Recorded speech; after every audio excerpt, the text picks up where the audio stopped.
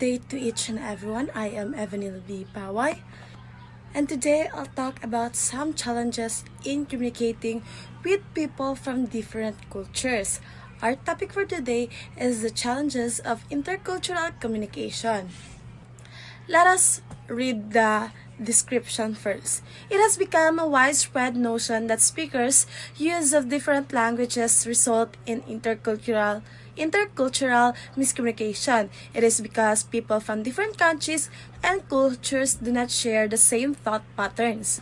They perceive the world differently. The term, sometimes known as cross-cultural communication, takes into consideration habitual patterns of interaction, routine forms of social practice, varied interpretations of symbols, and differing values and beliefs.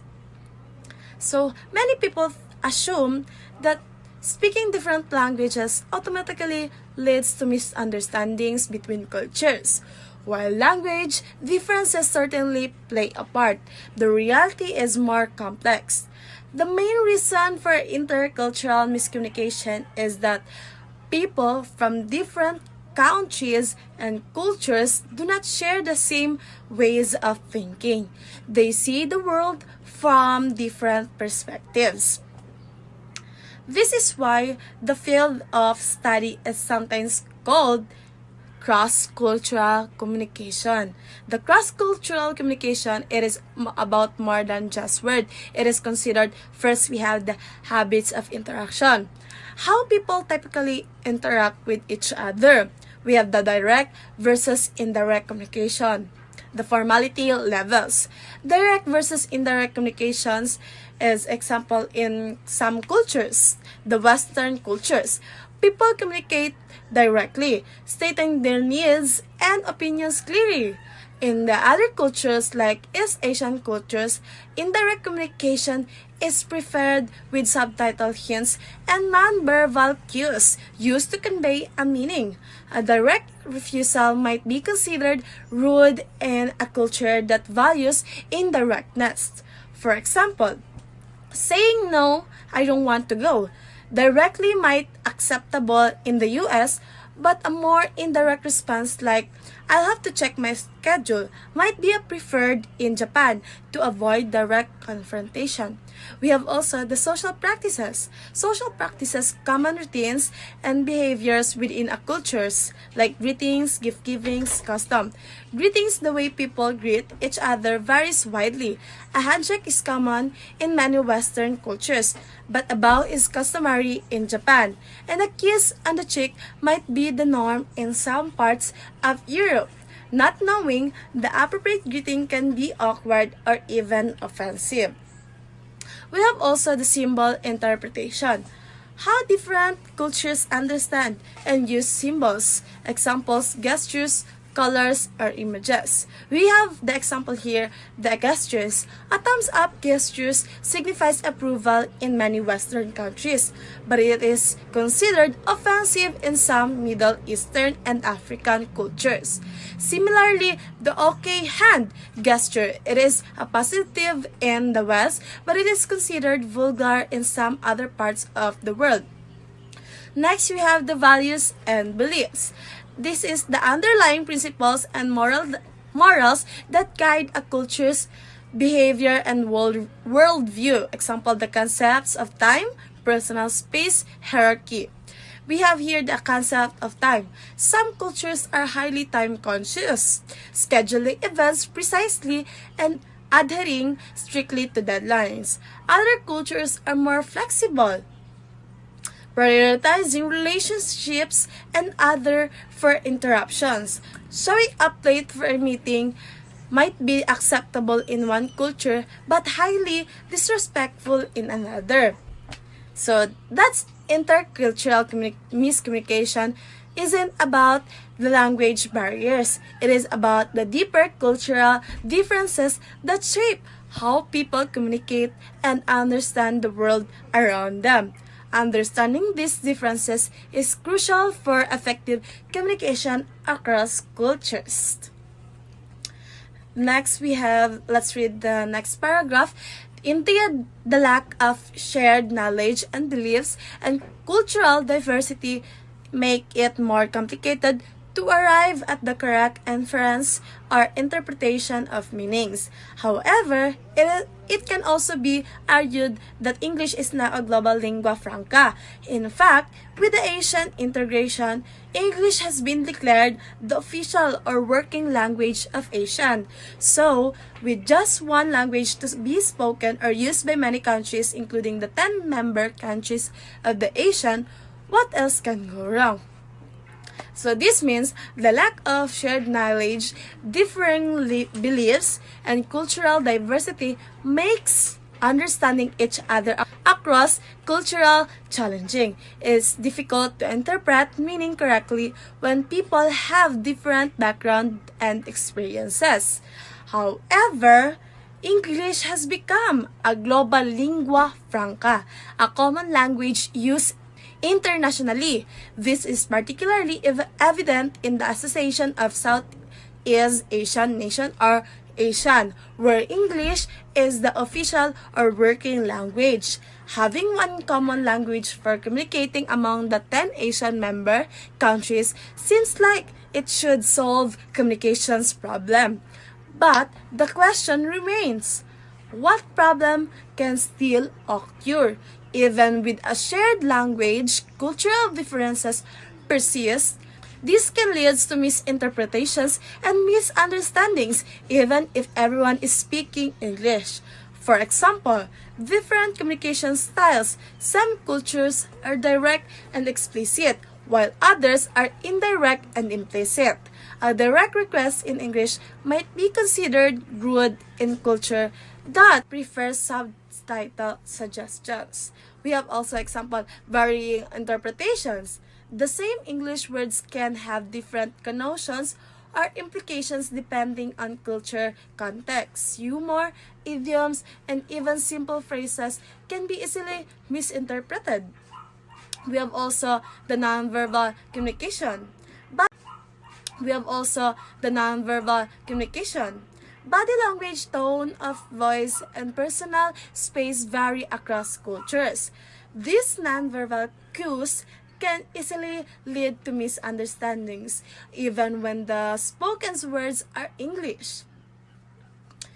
It is thus important to emphasize that the ownership of English cannot be attributed to just one country or to those who use it as a native or home language. These varieties of English spoken by different speech communities have evolved for a reason. They use it for communal purposes. These varieties have been heavily influenced by the local culture and its speakers. Recent studies have shown that the problem of misunderstanding is not overt and can be traced to speech perturbation, poorly managed turn-taking, and aligned parallel talk. By House 1999, Miracord 2000, as cited by Kaur 2016, emphasizes that communication in English has a lingua franca or ELF is form of intercultural communication characterized by cooperation rather than misunderstanding. The author noted in her study of participants coming from 17 different first language backgrounds, which yielded that result that the participants displayed communicative behavior not generally associated with their lingua cultural backgrounds, making the talk cooperative and supportive in the nature with few misunderstanding. English doesn't belong to just one country or the only its native speakers. Different groups of people around the world have adapted English to their own cultures, creating many different versions of the language. These variations aren't mistakes. They are useful ways for those communities to communicate. Local cultures and the people who speak the language shape these different versions. According to House 1999, explains that communications problems aren't always obvious. Study shows that problem understanding each other when speaking English as a shared language or ELF or elf aren't always obvious. They often come from a small things like first we have the stumbles in speed or the perturbation, the making little mistakes while talking.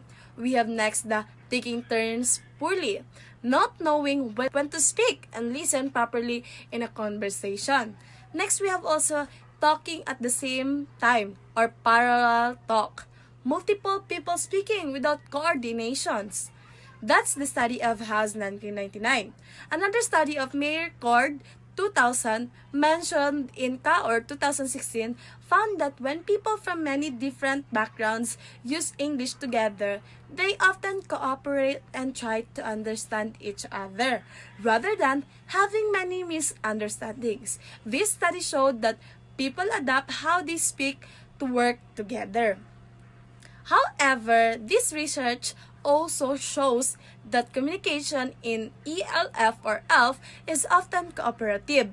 People try to understand each other even if they don't speak perfectly or come from very different backgrounds. A study showed that people from 17 different language backgrounds were able to work together while using English, even though they didn't always communicate in the same way as native English speakers. They adapted their communication styles to cooperate and understand each other.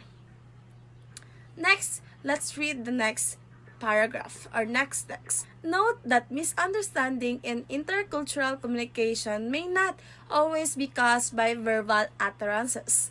Misunderstandings may also occur due to wrong interpretation of the verbal or due to wrong interpretation of the nonverbal code. For instance, the handshake, which is commonly done by people introduced to each other by a third party, should be done and interpreted correctly as the type of handshake varies from culture to culture. We have there the study the table below and find out how handshakes differ from country to country. We have here the type of handshake in other country, the United States. A firm handshake from France is a soft handshake. In Germany, firm handshake for men traditionally accompanied by a slight bow. In Japan, handshake with arm firmly extended accompanied by a bow. In Middle East, handshake and free hand placed on the forearm of the other person. So this means misunderstandings between cultures aren't only about what people say, verbally communication, they also be about body language and non-verbal cues. Non-verbal communication means things like body language or facial expressions, posture, and gestures. This can mean very different things in different cultures. For example, the handshakes are common when people are introduced, but the type of handshake differs across cultures. The table there shows some examples. So, in the table shows that different handshakes. A firm handshake might be expected in some places, but in others, a softer handshake is more common. Not understanding these differences can lead to misunderstanding, even if everyone is speaking the same language. So, it is important to be aware of different cultural customs related to body language. Learning about different cultures and how people communicate help us avoid misunderstandings and build better relationships. It is important to be aware of both verbal and nonverbal communication styles to communicate effectively across cultures. So that's it for our topic. So hi everyone, so in my part, I am the next reporter, which is I'm going to explain the greetings and the source of misunderstanding. So before that, I would like to introduce myself first. Hi everyone, my name is Antoinette Ann Binsel from BS Ed English 1B from group number 5. So first that we're going to tackle, it's about greetings. So what comes to your mind when you hear the word greetings? Right, greetings is the only way that we have to do to show some respect, politeness, and kind to the elder that we meet. So like handshake, greetings ritual also vary from culture to culture. In this world, we have a different kind of greetings. It depends to the culture that we came from, or it depends to the culture that we believe in. So in Japan, Japanese women bow differently from Japanese men. So in Japan culture, bowing is a common form of greetings that reflect respect, humility, and politeness. Like I said earlier, greetings is the only way to show some respect. So these are differently type of bow in Japan. So ranging casual for the nude a head to the deep bow to 90-degree angle. So the depth of the bow can vary depending on the formality or the situation or even the relationship between the individuals involved. So in their greetings, they have a different kind of bow. It depends to their relationship with that person. So Japan women typically perform a swallower and a demure compared to the men, with an handshaking placed together in the front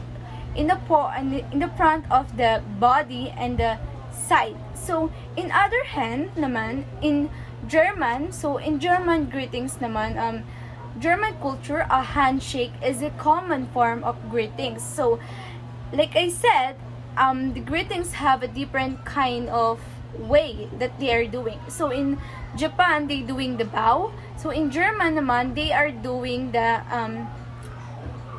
handshake. So the handshake is the only way that they are showing respect.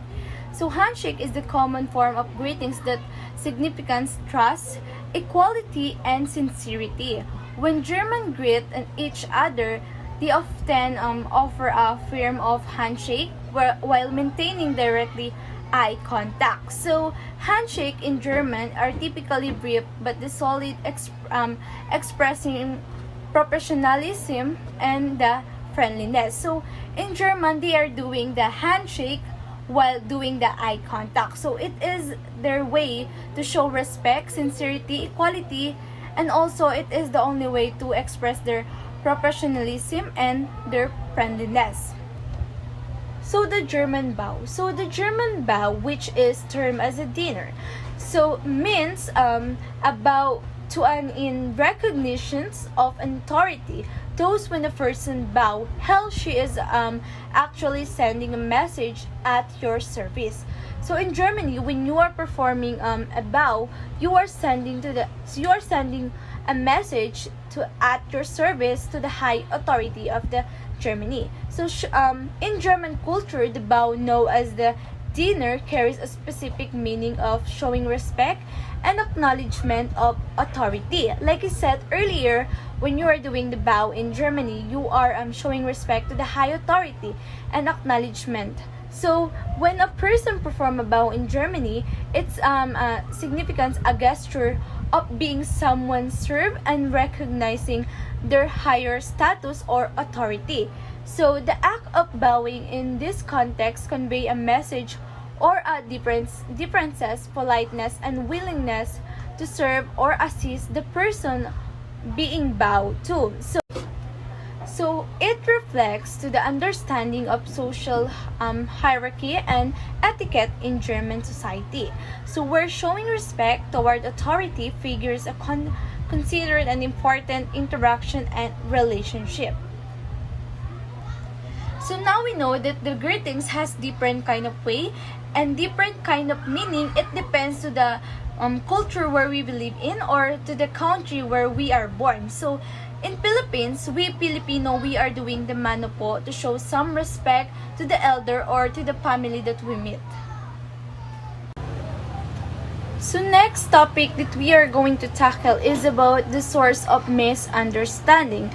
So Ku 2016 cite the following as the source of misunderstanding. So the first one is the ambiguity. So ambiguity lack of explicitness on the part of the speaker in the form of problematic reference and ambiguous semantics in which an utterance is open to different interpretation. So ambiguity refers to the lack of clarity or an explicitity. So in the communications where speaker message contains problematic reference or unclear meaning that can be interrupted in multiple ways. So this ambiguity can arise a various source of such as a different kind of language. So multiple possibles and meaning of the word or phrases or uncertain context leading to confusing or a misunderstanding among listener. So in the essence of ambiguity is utterance is open to a different interpretation due to the lack of explicitity or unclear intent. So in this part we are talking about the unclear message. So when we are talking to someone, we should speak clearly because our listener might be misinterpret about what we are saying. So we should talk clearly as they understand what we are talking about to them. So as a future educator, so we should speak our student in front of our student clearly as they understand the lesson or as they understand what we are saying or what we are talking about. So the next is the performance-related misunderstanding.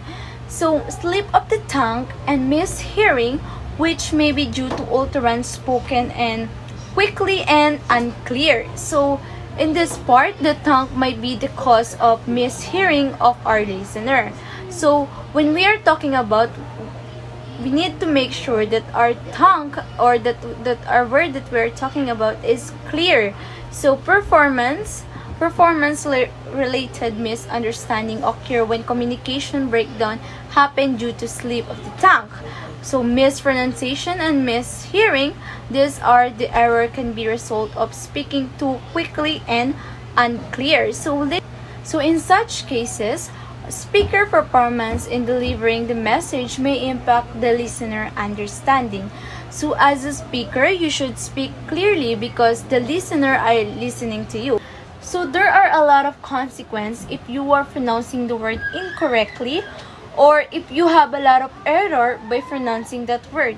The first one is the confusion. So confusion, the participant might not understand what you are talking or what you are saying. So the second one is the misinterpretation. So people might draw incorrect conclusions based on what they hear you or on what you are saying. So the third one is the posturation. So posturations, both speaker and listener can get posturated when communications break down. So overall, understanding performance-related misunderstanding help us to appreciate the challenge of the real-time communications and the importance of clear speech and active listening. So the third one is the language-related misunderstanding. So ungrammaticality of the sentence. So language-related misunderstanding occur when communication breakdown happen due to ungrammatically sentence. So this error can arise from using incorrect grammar, syntax, or word order, leading to confusion or misinterpretation of intended message.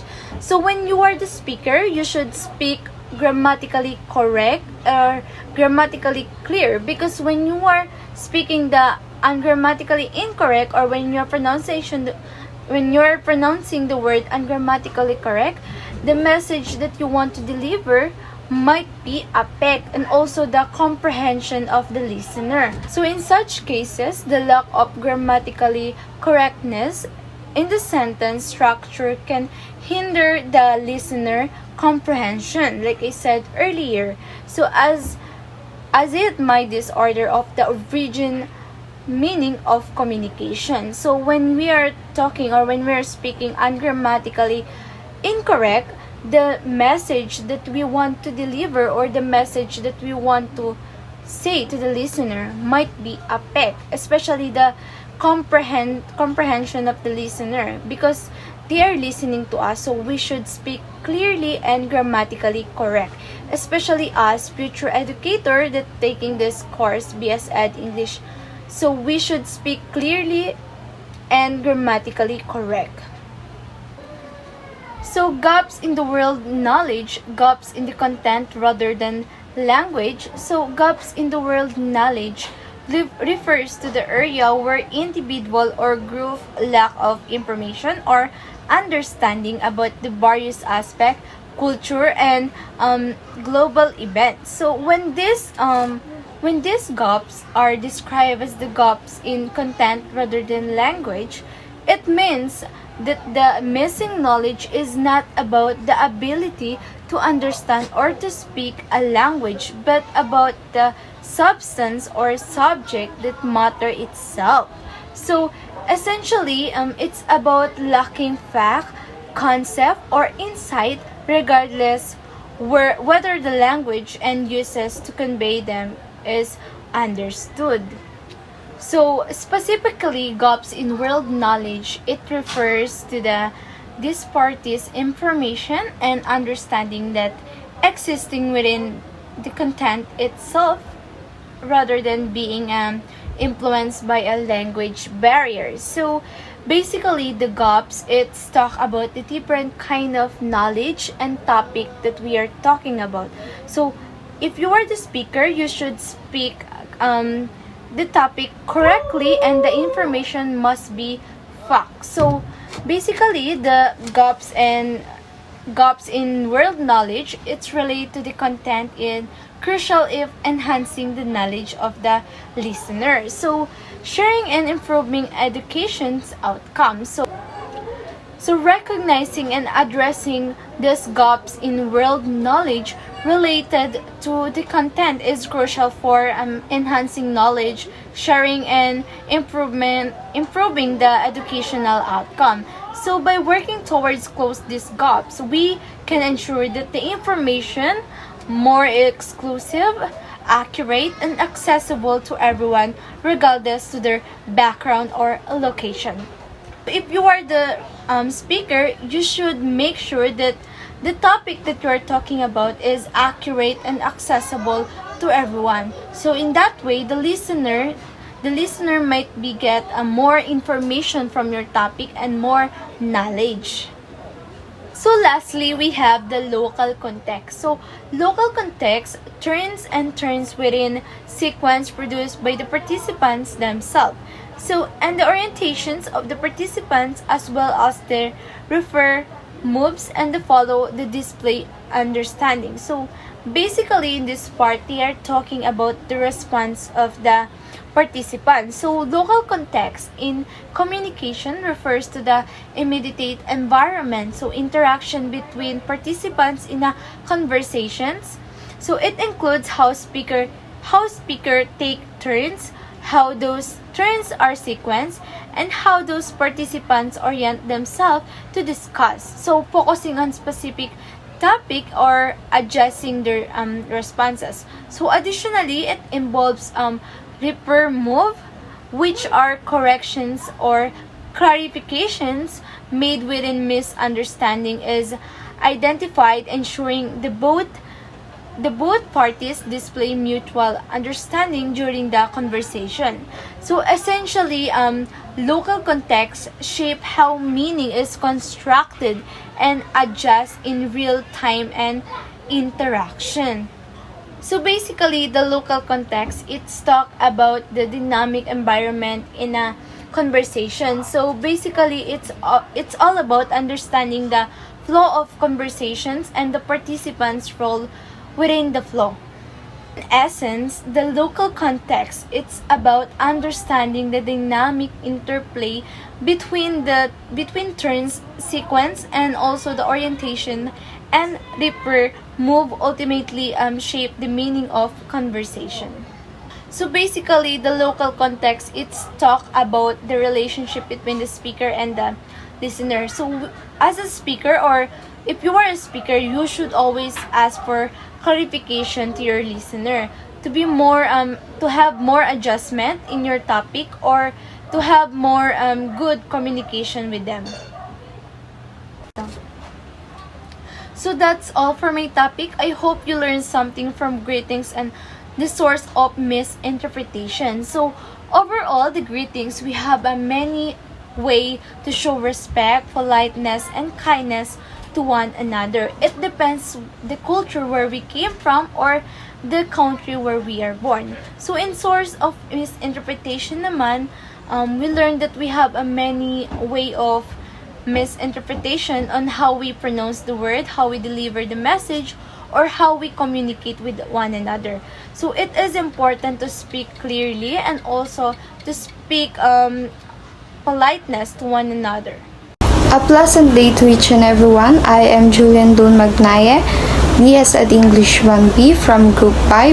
Today, I will be discussing the intercultural communication and the three approaches of intercultural communication.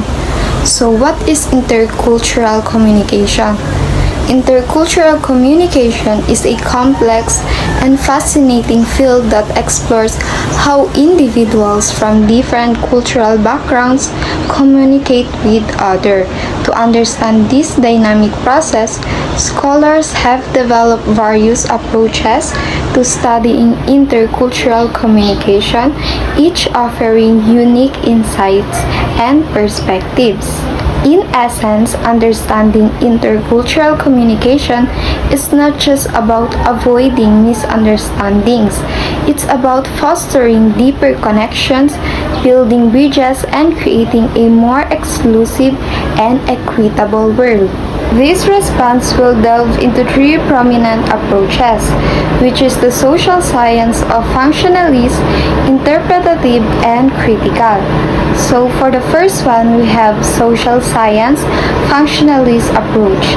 This approach, rooted in sociology and psychology, views human behavior as predictable and assumes an object describable reality. So it focuses on unquitable data, aiming to identify patterns and predict how culture influences communication. Research goal: to describe and predict behavior. Assumptions of human behavior: predictable. Relationship of culture and communication. Communication is influenced by culture. Contribution of the approach: identifies cultural variations in communication styles and practices. Provides a framework for understanding and predicting intercultural communication patterns. For instance, studies examining how cultural values such as individualism versus collectivism influence conflict management styles. Research on how cultural differences in nonverbal communication like eye contact or personal space affect intercultural interactions. So for the next one, we have interpretative approach. This approach emphasizes the subjective experiences of individuals within specific cultural contexts. It views cultural as a dynamic process created and maintained through communication. It utilizes qualitative methods such as ethnography and participant observation to understand the meaning-making process within the cultural groups. Key characteristics: research goal: to describe behavior, recognizing its complexity and variability. Assumptions of human behavior: creative and voluntary. Relationship of culture and communication: culture is created and maintained through communication. Contribution of the approach: provides a deeper understanding of cultural values, beliefs, and practices, highlights the importance of context and individual interpretation in intercultural communication, offers a more nuanced perspectives on cultural differences and similarities. For instance, ethnographic studies examining how language and youth storytelling shape cultural identity within a specific community. Research exploring how cultural narratives and shared experiences influence communication patterns in diverse groups.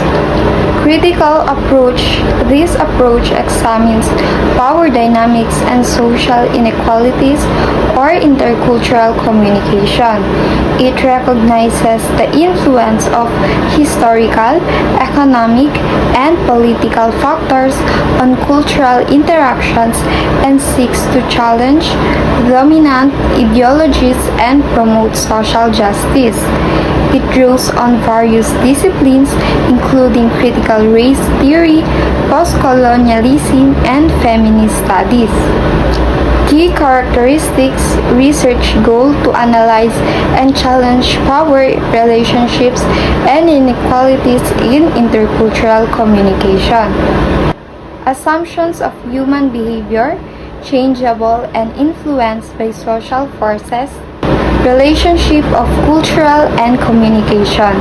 Communication is a tool for both maintaining and challenging power structures. Contribution of the approach raises awareness of social inequalities and cultural biases in communication, provides a framework for analyzing and challenging dominant narratives and ideologies, promotes critical thinking and encourages social change through intercultural communication. For instance, research on how media representations perpetuate stereotypes and reinforce power imbalances between cultural groups.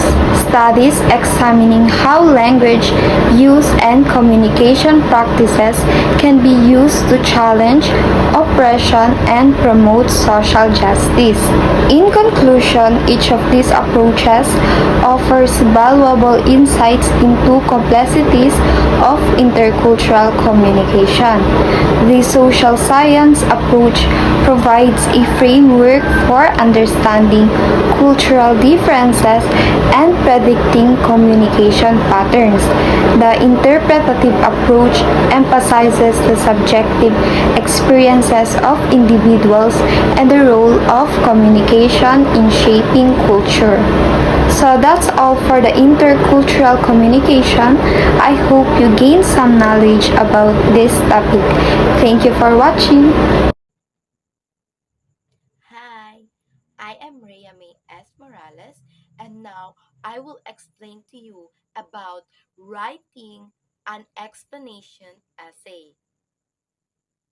Why questions are very important. If people in ancient times or the recent past did not ask why questions or attempt to answer these questions, we would have very limited knowledge about many things in our world. So imagine, without asking why, how would you know, right? If Isaac Newton, for example, had not asked why things fell down after throwing them up, he would not have discovered the law of universal gravitation. Yes, do you remember when Isaac Newton had known about the gravity? So this means it highlights the crucial role of asking why. Why? Why? Why? A why questions in driving human knowledge and progress. It argues that curiosity and the pursuit of understanding, embodied in asking why, are the fundamental to scientific discoveries and advancements. Why questions spark curiosity. They push us to go beyond surface observations and delve deeper into the underlying causes and mechanisms. Why questions drive exploration, right? So we explore by questioning why, by seeking explanations. So when we ask and we need explanation, of course we use the word why, right? We engage in investigation. Why is this happening? Why have you been there? Something like that. Experimentation. Your curiosity leads, no, to explanation about this question why, and also analysis, ultimately leading to new knowledge. So questioning why can really add to our knowledge. It adds a new ideas, something like that. Because asking why is that you are also improving, you are also learning. So also, why questions lead to discoveries. Example for this is the Isaac Newton's inquiry about falling objects, fueled by his desire to understand why, led to the groundbreaking discovery of the law of universal gravitation. So, in essence, the passage emphasizes that questioning and seeking explanations are vital to human progress. So, without asking why, we will be stuck in a cycle of simply observing the world without truly understanding it. So, if you will not ask, you will not know, basically, right? So, when you are dealing with other people, you are communicating with other people, you ask them why, right? And also, when something is happening and you are not there, no, you're asking why you are mad at him, why are you mad at me, did I do something, something like that. You ask questions and it adds you knowledge, also discoveries. So, addressing why questions means providing explanations for phenomena. An explanation essay is one such example of a written piece of work that addresses why questions. It explains particular topic to its readers because it is meant to inform or educate the readers. The essay should present convincing and adequate support for the explanations. Yes, when you are making an essay, of course, you really ask why. And when you ask why, you provide also the answer of it, right? Because you are not only explaining to people, but you are also to inform them, to educate them. You add another knowledge or you add new knowledge, new ideas, new discoveries to them. So, everyone, you know how we always ask why about stuff, right? Like, why is the sky blue? Why do we get tired? Yes, is that a basic questions that we are always asking? But we know what is the answer, right? Like, why we are tired? Because we do a lot of things. That's why. But other things that we questions, some of them is that you cannot answer it, right? So you need to search about it. Why is the sky is blue? Something like that. Why is the chair called a chair? Something like that. So you are asking because you want to learn something. So imagine you're trying to explain something to your friends. 'Di ba? Sometimes we ask to our friends, we are explaining to our friends, we communicate to them. So, like why it's important to recycle. Something like that. Like, why do I need to recycle these things? This is not important, something like that. But your friends will also answer that the explanation or they will provide the explanation that you are asking for. Do you understand? So it is really important to ask why. You'd have to give them some good reasons, right? You might say recycling helps save the planet. Or your friends would might say that recycling helps save the planet because you use less energy and create less trash. That's kind of like an explanation essay. It's a piece of writing that explains something by giving reasons and evidence. So, making an essay is not only about explaining, but also to provide an explanation about it. So basically, an explanation essay is like a teacher who tells you why things are the way they are. The teachers are always asking to you, right?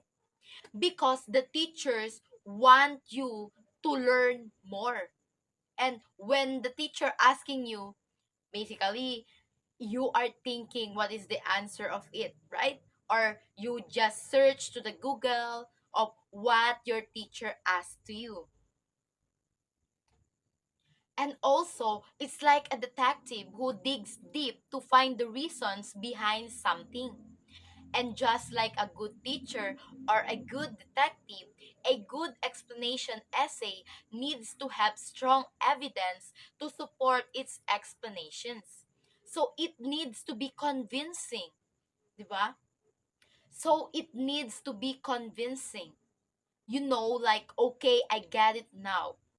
Because sometimes explanations are not enough for you to believe or for you to learn something like that. But when you have an explanation with evidence, it will surely that you will understand it immediately. That you will think that, oh my God, I get it. Something like that. That's why explanation essays are important. They help us understand the why behind things, and that's how we learn and grow. Of course, when we learn and grow, we always ask why. How would you learn? How would you grow without asking? Without having another or new ideas or knowledge, you cannot grow without learning, without asking. Because without asking, you can really know what is happening, why something like that. The following reading selection, which was published online, is an explanation essay that attempts to answer some why questions. Think of it like a detective story that unravels the why behind a mystery. This essay will explore a particular topic, providing reasons and evidence to answer questions like why does this happen or why is this important. So, get ready to learn something new and understand the why behind it. Communication for various purposes. Presented, explained, and supported. Also note the essay ended, similar to those in the opening activity. Note how the topic is before reading the text. Look up the meanings of the following words and phrases that are used in the selection. So first, we have the lingua franca, means a language that is widely used as a means of communication between people who speak different native languages. So, for example, English is often considered the lingua franca of international business and diplomacy. So, next we have the linguistic nationalism, means a political ideology that promotes the use of a particular language as a symbol of national identity and seeks to limit or suppress the use of other languages. So, for example, some countries promote the use of their official language in government, education, and media to maintain cultural unity. And next, we have the cultural chauvinism. It means an exaggerated belief in the superiority of one's own culture, often leading to prejudice against other cultures. So, for example, a person who believes that their culture is the only true culture and looks down on other cultures might be considered culturally chauvinistic. Next, we have the conversant, means familiar with or knowledgeable about a particular subject or field. So, for example, he is conversant in French and Spanish. And next, we have the siloid cubicles. It means individual workspaces that are isolated from each other, often in a large office setting. This term implies a lack of communication and collaboration between employees. So, for example, the company's siloed cubicles made it difficult for employees to share ideas and work together effectively. So, last, we have the creme de la creme or creme de la creme. So, it means the best or most select part of a group or collection. So, for example, the creme de la creme of the culinary world gathered at the prestigious food festival. And we have this also a mano a mano. It means a direct confrontation or fight, especially between two individuals. So, for example, the two boxers went mano a mano in the ring. So, we have these bourgeoisie stories, meaning this phrase refers to stories that are typically associated with the middle class or upper middle class, often focusing on themes of wealth, social status, and material possessions. So, for example, a story about a young woman from a wealthy family who falls in love with a man from a lower social class might be considered a bourgeoisie story. It often deals with issues of social mobility, class conflict, and the pursuit of happiness within a specific social context. And next, we had the batting an eyelash. Means this phrase describe a quick, flirtatious glance, often accompanied by a slight fluttering of the eyelids. It's a subtle way of showing interest or attraction. So, for example, she batted her eyelashes at him and gave him a coy smile. So, let me know if you have any other phrases you'd like me to explain.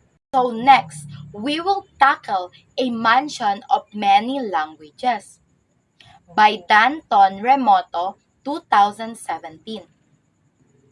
So, in 1977, my mentor, the national artist for literature and theater Rolando Estino, said, "It is too simple-minded to suppose that enthusiasm for Filipino as lingua franca and national language of the country necessarily involves the elimination of English usage or training for it in schools. Proficiency in English provide us with all the advantages that champions of English say it does access to the vast fund of culture expressed in it. Mobility in various spheres of the international scene, especially those dominated by the English-speaking Americans, and participation in a quality of modern life of which some features may be assimilated by us with great advantage." So, in a nutshell, Rolando Estino, a prominent Filipino artist, argues that promoting Filipino as a national language doesn't mean eliminating English. He believes both language can coexist with English providing access to global culture, opportunities, and modern advancements. Next, for number 2, we have Professor Tino continues. Linguistic nationalism does not imply cultural chauvinism. Nogistic nation go back the mountains. The essential Filipino is not the center of an onion one gets at by peeling off layer after layer of vegetable skin. So one's experience with onions is quite telling. Peel off everything and you end up with a pinch of air. Professor Tino argues that embracing Filipino language doesn't mean rejecting other cultures. He uses the onion analogy to show that Filipino identity isn't about stripping away other influences, but rather about embracing a blend of experiences that form a unique and complex core. So, for number 3, we have written 40 years ago. So, this word still echoes, especially now, when by some quirk of history and economics, Enrollment in English courses are rising because there are many vacant positions for teachers of English and literature in the private and public schools. And there are many vacancies still for jobs in call centers with entry-level pay of 18,000 plus signing bonus and a career that will make you earn twice your present salary in just a few years. With the opening of the doors of the Association of Southeast Asian Nations, or the ASEAN, to everyone in the region, more and more Filipinos are being hired to teach English in Indonesia, Thailand, and yes, even our best friend, China. So, Professor Tino's words from 40 years ago are still relevant because Filipinos are increasingly seeking English education due to job opportunities in teaching and call centers, both locally and abroad. The rise of ASEAN has also led to demand for Filipino English teachers in other Southeast Asian countries. So for number 4, why? First, Filipino teachers will accept a pay scale lower than that of their Western counterparts. Second, they are conversant with American popular culture, a happy or unhappy result of decades of American colonialism and neo-colonialism. So third, they are still Southeast Asians beneath their skin and are thus familiar with Asian cultural practices. Whether said or unsaid, one is the importance of saving face. The meaning of maybe or I will try to an invitation means he or she does not want to hurt you. So be he or she will not show up. Another is the primacy given to family. Already in his 50s, one is still called Totoy or Baby or Blue Boy and still lives with one parents and extended family. You can see that as well in the other Southeast Asian countries where families are nuclear and do not split, where food is communal and not eaten in siloed cubicles. The passage explains why Filipinos are high demand as English teachers. So number 1, lower pay. Filipinos are willing to accept lower salaries compared to Western teachers. Number 2, cultural familiarity. They are familiar with American culture due to historical influences, which helps them connect with students. And number 3, Asian understanding. Being Southeast Asian themselves, they understand Asian cultural nuances like saving face and family values, which makes them effective communicators with students from other Asian countries. So, number 5, or the last one, 3 long decades of teaching English and journalism to students, together with 4 years of teaching Filipino, have shown me that the best students in English are also the best in Filipino. And how did they master the two languages? The author, who has taught both English and Filipino for decades, has observed that the best students in English are also the best in Filipino. So this suggests that proficiency in both language is connected. So it's either Filipino or English. You can learn by it. And that's all. So thank you so much for listening. I hope you enjoy and learn something. Thank you. Discussion, Miss Rhea. I am Joshua Danco, and now let's continue the discussion on a mention of many language in number 6. So, one day had a very good teacher in both languages. They have gone beyond the false either or mentality, have their parents to this explain that this line highlights the importance of education and mentorship in fostering linguistic proficiency. So, the good teachers represent those who taught the speaker or subjects of the poem to appreciate and master both native and foreign languages. This could refer to educators, parents, or even cultural experience that provided a strong foundation in language skills. Next, number 7. Let me explain. This is more likely a invitation to understanding. The praise acts as an invitation for the reader to delve deeper into the complexity of the mansion, a metaphor for the Philippines and its linguistic diversity. It signals the speaker's intent to clarify or share insights about the interconnectedness of language, cultures, and histories.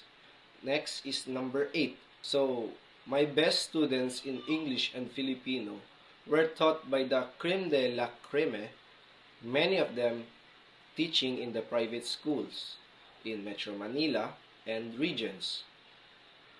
At the Ateneo de Manila University, we used to have classes in Remedial English, since renamed Basic English or English.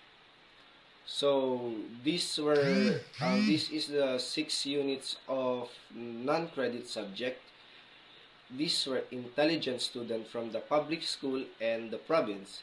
Lack of books and undertrained teachers hindered them from having a level playing field with the other freshmen. A year of catch-up was necessary for them to have the skills to put them at par with the other students. So, tutoring as a symbol of privilege and effect, the phrase suggests that the best students in both English and Filipino, the two dominant languages of instruction in the Philippines, have received specialized training or guidance, tutoring. This implies privileged access to tutoring suggests that excelling in language learning may be tied to social or economic privilege. Students who can afford private lessons or have access to better education are more likely to succeed. Effort. It is also underscores that mastery of language, particularly in a bilingual or multilingual society, often requires a significant effort and focused attention. So, 9. Moreover, I introduced them to the world of the language they were studying. This can be in the formal realm of the textbook. It can also be found in films, documentaries, graphics, novels, YouTube videos, clips, or animes. So, I encouraged them to keep a journal as well, which was not a diary, where you wrote what time you woke up and why. A journal or its cyberspace cousin, the weblog or blog, aims to capture vivid impressions or moods on the wing. If at the same time it sharpens the student's knowledge of English, then the English teacher is ready to sing hallelujah. Expanding the learning realm, I introduced them to the world of the language. They were studying language learning. Language learning isn't confined to rote memorization or grammar rules. It's more about immersing student in the cultural and contextual worlds where the language drives this approach where the language drives this approach makes learning relevant, exciting, and more effective. Um, so this can be in the formal realm of the textbook. So textbooks provide a foundational knowledge such as grammar, vocabulary, structured exercises, which are also crucial for beginners or for formal language training. So it can also be found in films, documentaries, graphics, novels, YouTube video clips, or animes, incorporating multimedia and popular culture into language. So education bridge the gap between formal study and real world. real world usage. So these materials expose students to authentic language, diverse accent, and contemporary idioms, making learning more engaging and also relatable. So 10. And the third is that today's generation is no longer burdened by the guilt of learning English and mastering it. I still remember the writing workshops I took in the 1980s when I was asked why I wrote Petit Bourgeois, poems and stories in the colonizer's language. So the panelists said I should write about workers and peasants and that I should write in Filipino. Without batting a false eyelash, I answered that, unfortunately, I grew up in a military base and knew nothing about the lives of workers and peasants. I added to write about something. I could write about lives of young soldiers and retirees fading into the sunset. I could write about the lives of the brave soldier, wives, and their children that I know only too well. To the charge that I write only in English, I showed them my poems in Filipino. The modern Filipino writer is not only a writer either English or Filipino. He or she writes in both language or in Cebuano or Bicolano or Ilocano or Waray. These languages are colorful balls he juggles with the dexterity of a seasoned circus performer. So today's generation is no longer burdened by the guilt of learning English and mastering it. This statement reflects a shift in attitude toward English and in the Philippines during early generations. So the use of English was sometimes viewed as a betrayal of Filipino heritage, a remnant of a colonial influence. However, Remoto suggests that today's Filipino are more comfortable embracing English as a practical tool for communication, education, and global engagement without feeling it diminish their identity. We can also add the context, like the Philippines has a complex history with English, introduced during the colonization of the American. While initially seen as a colonial imposition, English is now widely accepted as a bridge to international opportunities. So, number 10. So, it's no longer choice between English and Filipino. Rather, it is now English and Filipino. Plus, the language of one's grandmother, be it Bicolano, Waray, or Tausug, and in college, another language of one's choice, be it Bahasa Malaysia, German, or French. Learning other language is good. It gives you a better way to view the world from many windows. To learn a new language is to another word of angle of vision. In short, one no longer has to live between two languages, but to live in a mansion of many languages. So, the sentence that is, so it's no longer a choice between English and Filipino. So, this line addresses a past binary mindset where Filipino felt forced to choose between two dominant languages,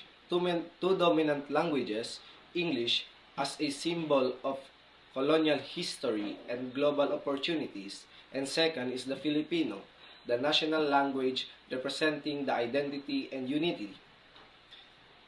So the poem challenges this autonomy, suggesting that language is not about exclusivity or composition, but about inclusivity and cohesence.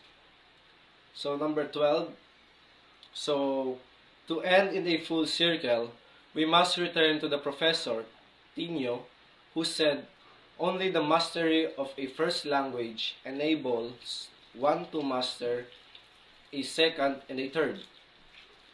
For one can think, feel only in one's first language, then encode those thoughts and feelings into a second and a third. This then is the gist of the mother tongue approach to language learning, which the Department of Education has finally adopted for our elementary schools nationwide.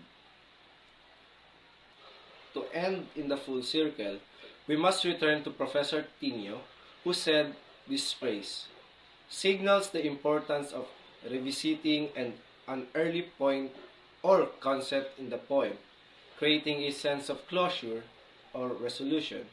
By returning to Professor Tinio's idea, the poet is grounding the discussion of language, diversity in a specific authoritative, authoritative, um, authoritative framework. So, only the mastery of first language enables one to master a second and third. So, this statement underscores the idea that language learning is not a linear or isolated process. Before one can truly learn an additional language, it is crucial to first have a strong command over one's mother tongue. So the first language forms the foundation for understanding grammar, syntax, and thought processes which are essential for learning and mastering subsequent languages. The idea here is that language is tied to cognitive and emotional process. To fully understand and express our thoughts, feelings, and concepts, one must first be grounded in the language that most naturally connects, like with their identity and culture. So, 13, the last number. In short, as Dr. Isabel Pacifianco Martin, my friend and fellow professor at the Ateneo de Manila University, has put it, the Philippines is the multilingual paradise. The earlier we know that we live in a paradise of many languages, the better we can savor its fruits, ripened by the sun. So, in this, the Philippines is a multilingual paradise. Dr. Martin described the Philippines as a multilingual paradise because this emphasizes the country's exceptional linguistic diversity. So the term paradise suggests that this linguistic variety is not something to be viewed as a challenge or burden, but rather as something beautiful and valuable, just as a paradise offers an abundance of natural resources. So the Philippines' linguistic landscapes offers a rich array of languages and dialects like Tagalog, Bisaya, etc., each with its own cultural significance. The metaphor of paradise indicates that the language of the Philippines are treasured because this contributes to the country identity and cultural vibrancy. And that is the end of my report about a mansion of many languages. Thank you.